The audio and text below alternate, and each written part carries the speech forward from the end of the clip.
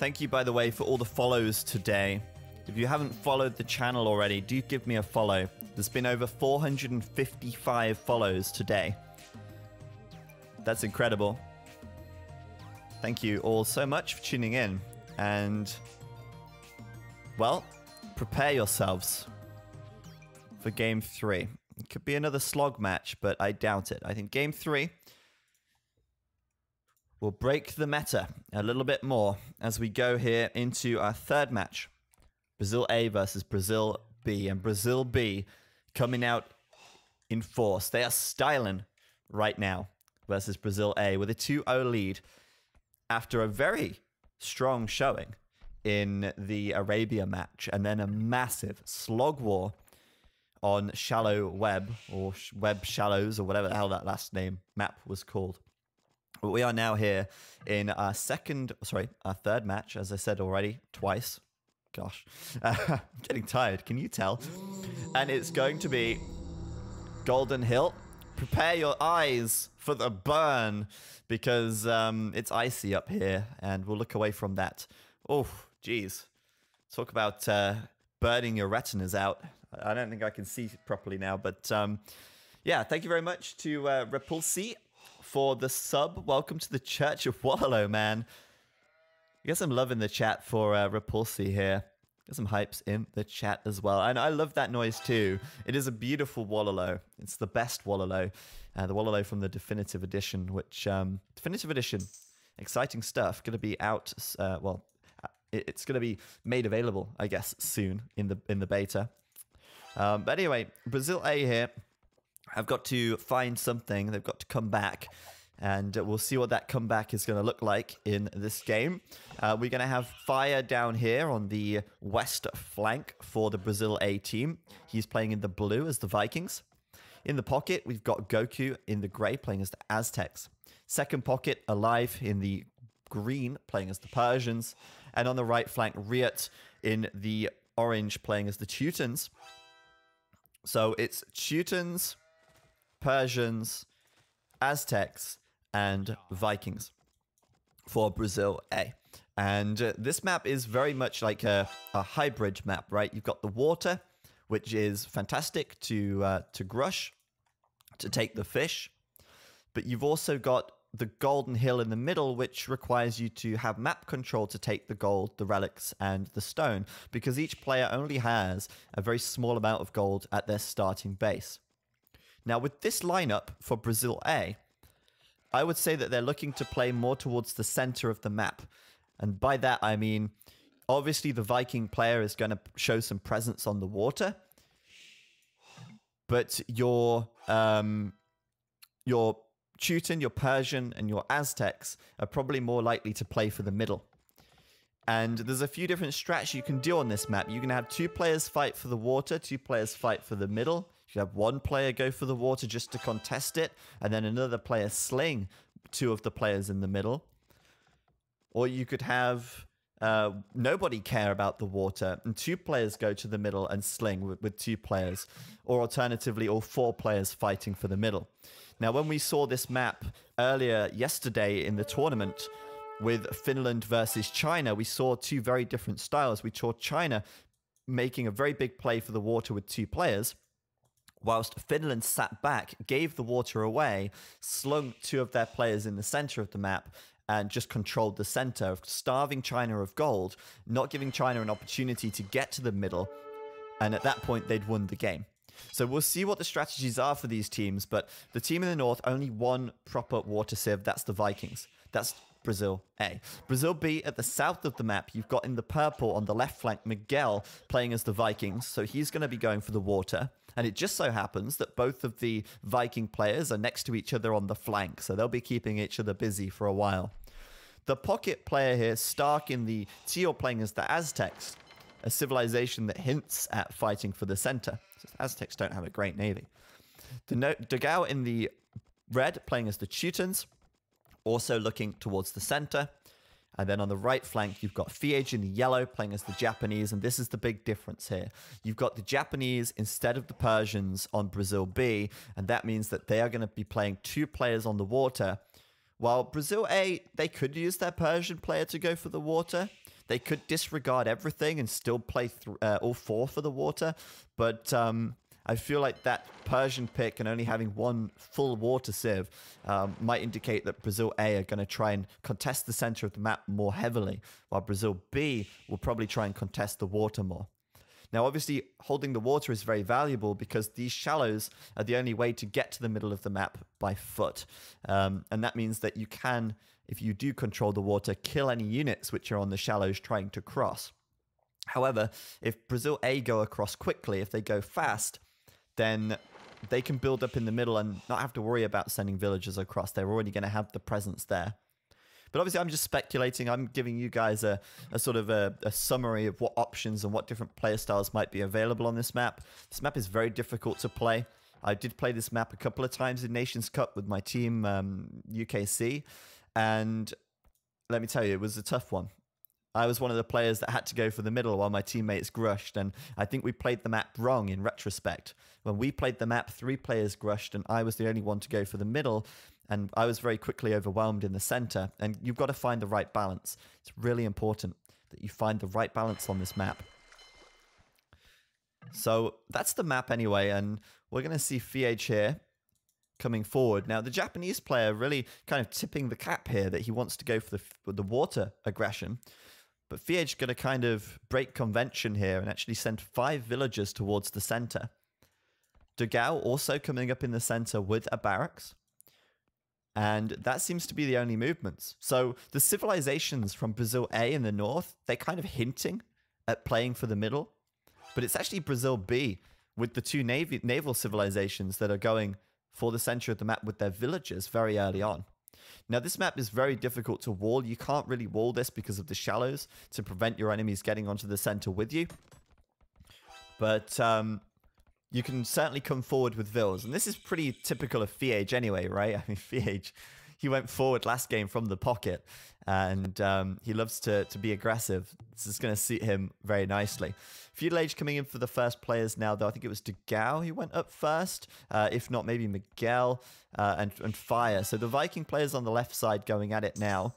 We're going to see 2 docks from Fire immediately, 2 docks from Miguel. Those guys are going to match each other quite closely on the water, I feel. Fire is probably one of the best water players in the game. He's a really good water player. And Miguel's going to have his work cut out for him against Fire here. But this isn't exactly a standard map, so maybe Miguel can have what it takes anyway. And up in the center of the map, we've got the range coming up for FH. We've got the stable coming up for Dugao. These guys are ready to rumble. FH needs to keep his villagers working, though. If I was FH, I'd just build a mining camp in the middle of the map here. But he is going to go for the second archery range and start pumping archers to prevent Brazil A from getting onto the middle. Now, Brazil A doesn't have to go to the middle in the feudal age. It can obviously fast castle and go to the middle in the castle age. Miguel doing his job nicely. His job right now is hunt the fishing ships, take the fish away from them. What texture pack is this, asks AT-Mun. This is the enhanced textures on the Vubli mod page. A visual mod that you can download with the through the Vubli website into the game directly. But yeah, Miguel here going to chase these boats down, see what he can find. And you'll have to excuse me if I sound a little bit hoarse right now. I am. My throat's getting very sore.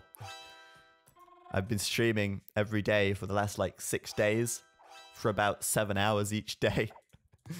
And I don't think my voice is going to handle it. At least tomorrow I'll have a rest day before I go back at it next week on Tuesday. But it's all worth it in the end. These games have been great so far, and I want to see another great game here.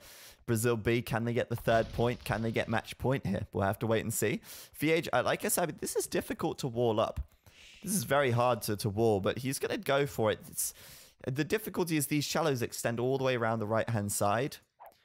And he can't realistically close this unless he comes here to here and then down to here. I guess that could be his option.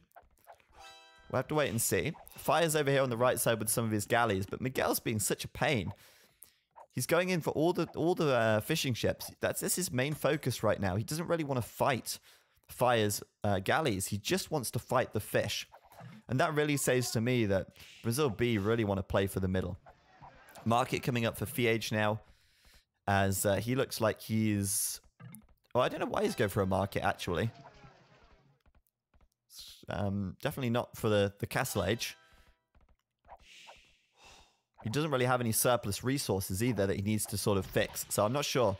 Miguel doing a great job, really. I can't say that enough. He's, like I say, really just doing one task and focusing down the fish, removing them from the hand of Brazil A, and giving his team a fishing ship advantage. I mean, right now, Fire has 7, Riot has 2. That's a total of 9 fishing ships for Brazil A. And Brazil B have, waiting for this to move out the way. You need more houses. Yes, I know. 14 to 17 fishing ships. So 11 versus 17. Brazil B are fishing more effectively. Can we get some fishing chips in the chat for the fishing ships which have been lost? Pay our respects to the sunken comrades. The fishing ships are alive, getting out. Barely any health, but unfortunately Goku wasn't so lucky. Goku with no fishing ships left. But yeah, Fire right here. Kind of doing good damage to Miguel on the Navy side, but yeah, he's already done what he set out to do. Now Miguel, sorry, not Miguel, now Riot is coming over to the middle, and this was the plan from Brazil A all along. Oh wow, would you look at that? Degao with 3 scouts into Goku's economy. And of course, he built the scouts from the stable in the middle. He's going to find a villager there, and he's going to look to do some more damage as well. But Bloodlines is coming in. Castle Age is coming in for Degao. Meanwhile, Riot's going for the landing. Nice walls you've got there, Fiage. Really effective walling. I can't help but laugh. And I mean, he's going to do the wall down here, and it's going to make them have to transport units across. But building a transport ship when you have water control is no biggie. Stark, though, the Aztec player, another reason why you want to play for the middle. There are so many relics up here. He's already grabbed 2, and obviously the Aztecs are going to have the relic bonus gold as well. Aztec player coming in with the monks, grabbing the relics, and also threatening conversions on the Knights of Riot. Riot's done +2 defense already. Goku, though, also coming up to the middle with his monasteries. I didn't see that before. Just get to Goku's point of view. Jump to the monastery. But he hasn't actually gathered a relic yet. He does have 7 monks, or 8 monks. But with the archers from Fiage here, those monks are going to go down very quickly. And those monks are basically being held hostage right now. They're going to have to go back to many years of meditation. Try and find enlightenment before they can pop out of these monasteries. But I don't think that's going to come as the battering ram deploys. And Brazil B are in a much better position, I feel, right now. And this is like the same story as last game. Brazil B started off strong. Brazil A started to make a comeback. And then Brazil B came back once again. We'll see what they can do here. The monks from Goku popping out. Fiage has to get them with his archers quickly, so that the knights don't all get converted and overwhelm him. It looks like he will get overwhelmed, though. We need to go Alt-G here so we can see the colors. Yeah, Goku in the blue, his teammates in the yellow. That's Brazil A in the blue and yellow here. And Brazil B with the monks coming out on this right side as well, trying to get the reconverts. Degao doing a good job. Sorry, not Degao. Goku doing a good job with the monks, though, here. Really. Getting a good number of conversions. Degao continuing to spam monks in, hoping that, well, if the monks have used their faith, I can just kill them and overwhelm them. Riot's making more stables. Oh, my God, Riot. 4 stables from Riot? Is he going to get slung? I'm going to assume that Riot's going to be slung here. That's my assumption on this one. But Riot is the only player for Brazil A who has any kind of foothold on the middle of the map. Well, Goku has his stable. Not for long, though. That stable is going down. I mean, sorry. Monastery is going down. So, Brazil A with one guy who has any real presence in the middle of the map. Miguel and Miguel is slinging Degao. That's the Viking player. And Alive, the Persian player, is slinging Riot. Riot's going to try and overwhelm them with knights. Castle Age is coming in for Fiage, though. He's going to have crossbow and bodkin. He's got some spears in there. And Dugao's taking a sling, too. Dugao's on 3 stables. A 4th is coming up, and that's it right there. It's GG. And Brazil A maybe feeling a little bit frustrated. Maybe feeling a little bit overwhelmed after taking 2 losses in a row. They will concede the 3rd match in 23 minutes to Brazil B because they didn't have any presence on the middle. They only had Riot. And meanwhile, you've got Dugao who's being slung, you've got Fiage here, and you've got Monks from Stark as well. What can Riot do? That was a very quick game. Brazil B with the better strat. And it really looked like they would get Fiage to fight for the water. But once again, the teams here that win these games, both Finland and Brazil B, had one thing in common. And that was this all-in sort of push for the center. And it worked. It worked really well. They were there first. They set up in the feudal age. And Miguel went around killing the fish, which was huge. Got to take that out of the hand of Brazil A. And he did that fantastically. There was only 1 fishing ship left at the end from fire. Miguel had killed all. And of course, Brazil A killed the fishing ships of Brazil B as well. That's expected. But he had one job and he did it. Then he sat back and slung. Meanwhile, Brazil B are already set up in the middle of the map. And Brazil A, just like that, calling GG. And now the mental thing comes into play here. They've just lost 3 games in a row. How do Brazil A bounce back? Do they bounce back?